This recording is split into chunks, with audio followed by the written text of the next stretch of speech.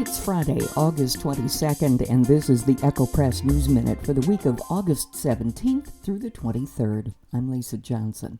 Here are the top stories in Wednesday's issue. 60,000 people went to the Douglas County Fair, and we have a wrap-up of the event. The fair had a substantial increase in attendance over last year's fair, that according to Fair Board President Brad Brea. This year's fair was awesome, said Brea. The weather held out, there was great entertainment, and I think the new $10 wristband that allowed people to come every day were the factors. The reason for the change, Brea added, was twofold. We wanted to make it more affordable, and we wanted to get more people to the fair. He also said he doesn't anticipate the one-time fee to change for next year, but that the Fair Board is looking at alternative options for the wristbands. Brea said, the wristband was a big hit, although there were a few complaints that people had to wear it all 4 days if they planned on attending more than one day. He said some people said their employers didn't allow them to keep the wristband on. Brea has been involved with the fair for at least 42 years. He says his favorite thing about the fair is watching people have fun.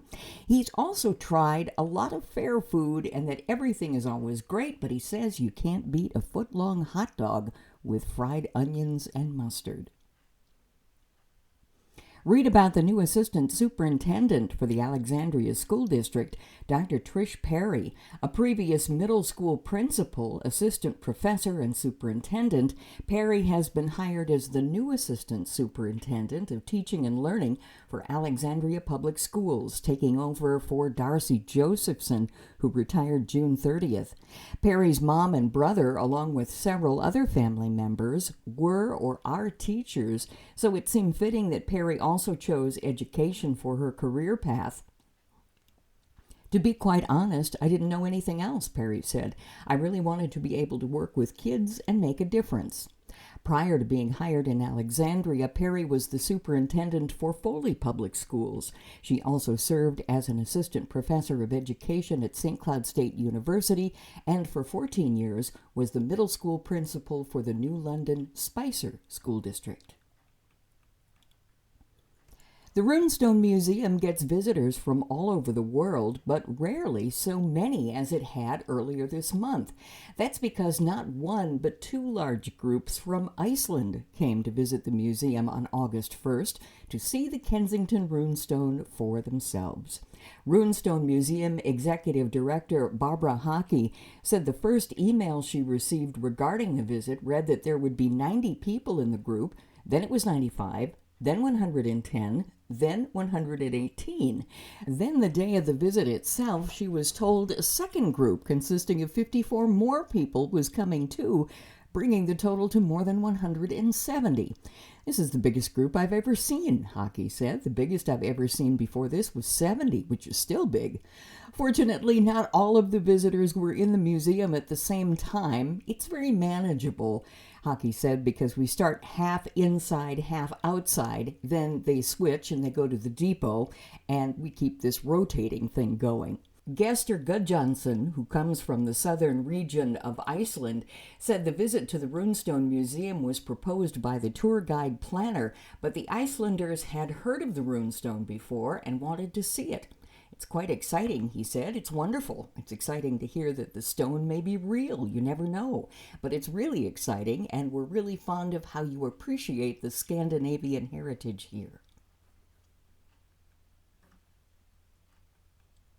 Could Alexandria host Hockey Day Minnesota in 2028?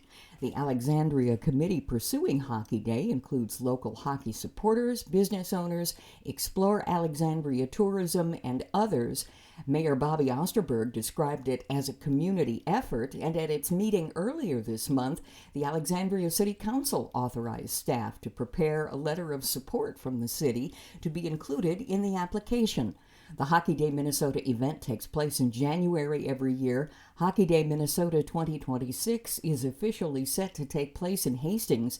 The event is expected to draw more than 80,000 hockey fans for a weekend filled with outdoor hockey, community pride, a showcase of the elite high school hockey talent, along with entertainment, winter festivities, and a vibrant Hockey Day village. That according to Hockey Day Minnesota.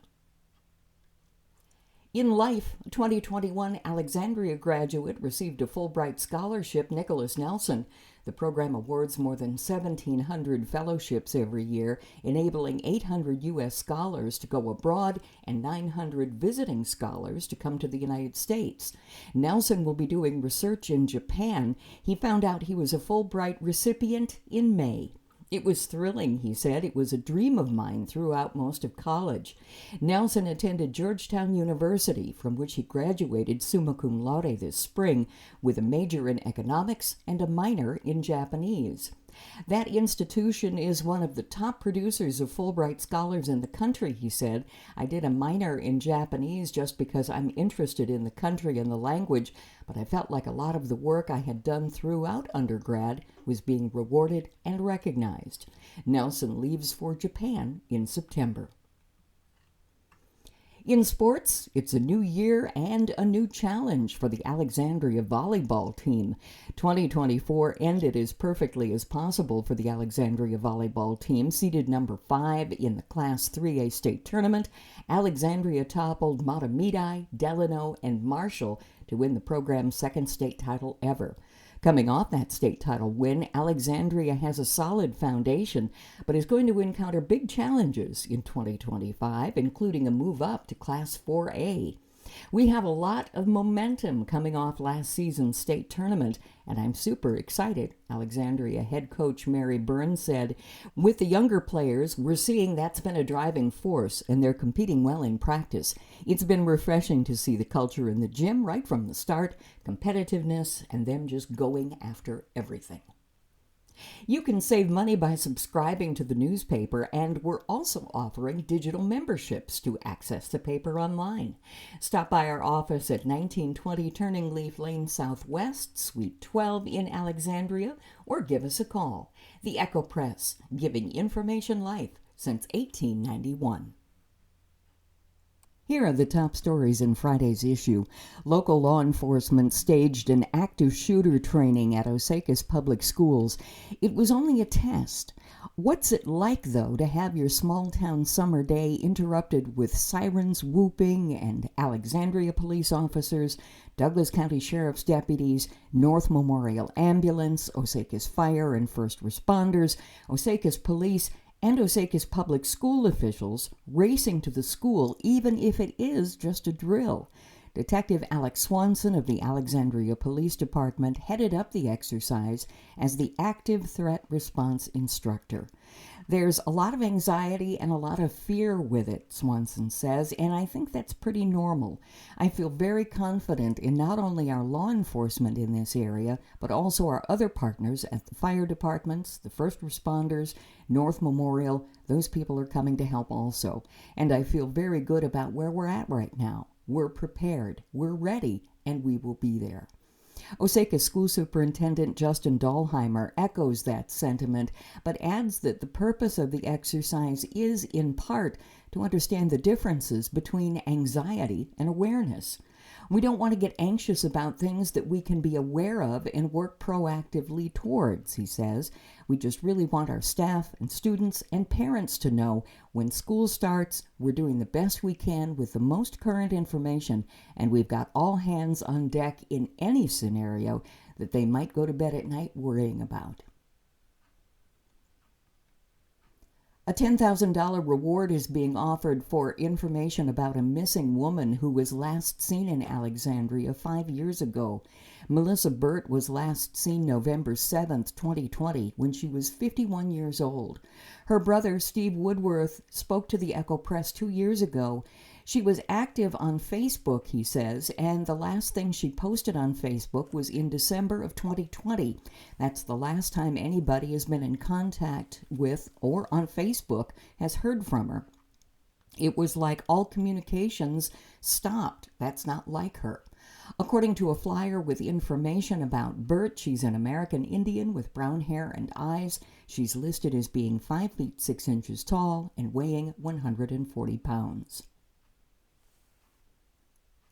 Douglas County Commissioners doled out over $861,000 in appropriations at the Tuesday, August 19th regular board meeting after listening to leaders from the various organizations and agencies present their funding requests for 2026.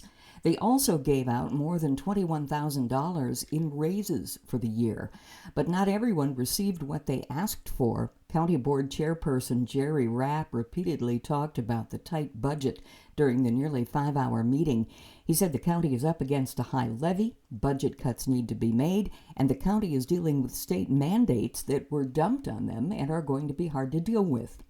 Prior to approving the requests for appropriations, commissioners also passed resolutions setting their salary for 2026, as well as the salaries for the 4 elected county officials: recorder, auditor, treasurer, attorney, and sheriff. Commissioner Tim Kalina made the motion that the commissioners would get a 3% increase in their salary, or whatever rate the non-represented employees get, and that the per diem stay at $100. In 2025, the salary for each of the commissioners was $32,960. If their raise is 3%, their new salary for 2026 will be $33,948, an increase of $988. Whiz Kids and Kinder Camp are just 2 of the programs offered by Alexandria Public Schools during the summer. At the Monday, August 18th Alexandria School Board meeting, Michelle Bethke Callagher, Director of Student Support Services for APS, shared an update on this year's programs. For example, in the Whiz Kids program, which took place in Miltona, there were 95 students in pre-K through 5th grade who took part. Bethke Callagher said Whiz Kids is probably the district's highest attended program. I'd like to point out that there were 10 former students from Miltona that assisted with the program, she says. It's neat that they came back to help. And in the Summer Challenge program, there were 26 students who took part. The program was held at Lincoln Elementary School. In life, an Alexandria couple is recovering from a fast-moving fire that destroyed their home near Lake Mary in May. Fortunately, both of the Petersons made it out with only small burns and smoke inhalation. Dale, who's 75, said that morning he wanted to get some yard work done, and Jan, who's 74 and uses a wheelchair, stayed in the house. Around 11:30 in the morning, Dale decided to check on her. I went up to the front door and looked in, and I saw flames coming up behind her, he said. A candle had been burning nearby. It must have tipped over or got onto the couch, and the couch was basically on fire beside her, probably 2 feet away, said Dale. I ran in the house and I was just shocked, not knowing what to do in that situation. I took Jan off the couch. Her wheelchair was always in front of her, and it was pushed back as I think she'd attempted to get into it. Dale had always heard smoke inhalation is one of the more dangerous aspects of a fire, so he put Jan on the floor below the smoke. I thought, I'm going to try and get this thing out, he said. Probably looking back, I shouldn't have done that. You can read the rest of the story online or in the Echo Press. In sports, things will look a little different for the Alexandria football team this fall.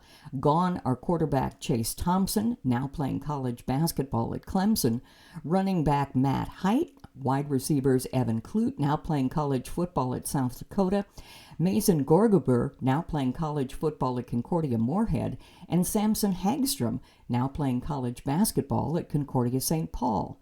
But there's still optimism this season after finishing runner-up in Class 5A in 2024 as senior Talon Witt takes the reins at quarterback and a strong offensive and defensive line leads the way. Our opinion page topics for this week include our editorial about power boats harming lake ecosystems, and In the Know column by Jen Jabbas, the director of the local United Way. Our history column, thumbs up and thumbs down items, It's Celeste's Turn column about simple acts of kindness, a commentary about the election process, and a letter about President Trump. I'm Lisa Johnson. This is the Echo Press News Minute for the week of August 17th through the 23rd. The Echo Press News Minute is produced by Al Edenloff and Lisa Johnson. The Echo Press, giving information life since 1891.